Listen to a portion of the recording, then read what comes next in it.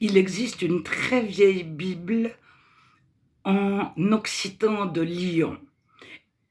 Elle était désignée comme étant vaudoise puis cathare, car accompagnée du rituel cathare. Donc il y a une Bible et je reviendrai dans une autre vidéo sur cette Bible. Mais je veux juste dire un mot sur le rituel cathare. Donc, les cathares s'imposaient les mains les uns aux autres, enfin, aux nouveaux convertis, pour qu'ils reçoivent le Saint-Esprit. À partir de 14 ans, aujourd'hui ce serait 18 ans ou 20 ans, un jeune pouvait imposer les mains à un nouveau converti pour qu'il reçoive le Saint-Esprit. Donc c'est partout dans le Nouveau Testament. Et même déjà le baptême du Saint-Esprit existe de l'Ancien. Donc, le terme utilisé en grec, c'est paraklets, le paraclet, le Saint-Esprit, le parakletos en grec.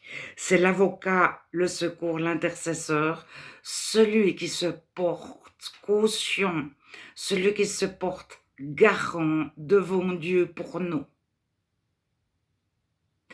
C'est celui qui dit à Dieu, je m'occupe de la personne, j'en prends soin, je l'auto, elle ira au paradis. Je m'en porte garant devant Dieu. Je prends cette responsabilité-là. Donc c'est ce que signifie parakletos, le paraclet. Et il y a le verbe parakaleo, que nos Bibles traduisent par consoler. Donc, consoler, le verbe, et consolateur, le nom.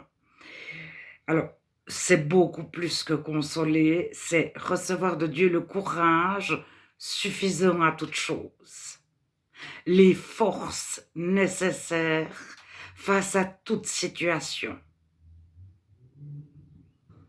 Donc, recevoir de Dieu force et courage pour pouvoir tout affronter. C'est ce que signifie parakaleo, qui est traduit souvent de nos Bibles par consoler. Alors, donc, on connaît tous les passages. Il est avantageux que je m'en aille. C'est Jésus qui parle dans l'évangile de Jean. Je m'en vais, mais je vous envoie le paraclet, le consolateur.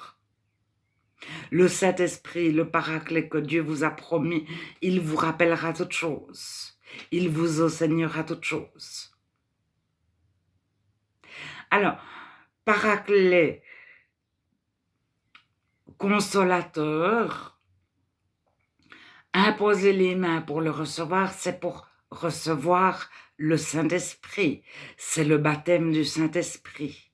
Alors, ça s'est appelé de l'histoire, plutôt les non-chrétiens l'ont appelé comme le rituel cathare de la consolation.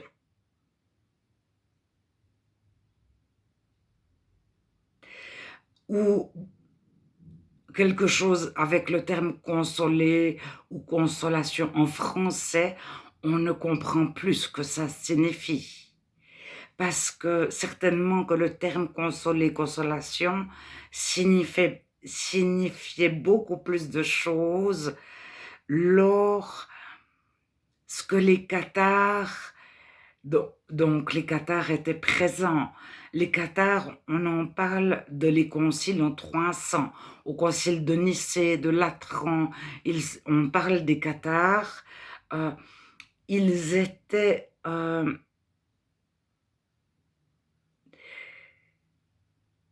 des évêques, pas tous, mais ils avaient désigné un évêque.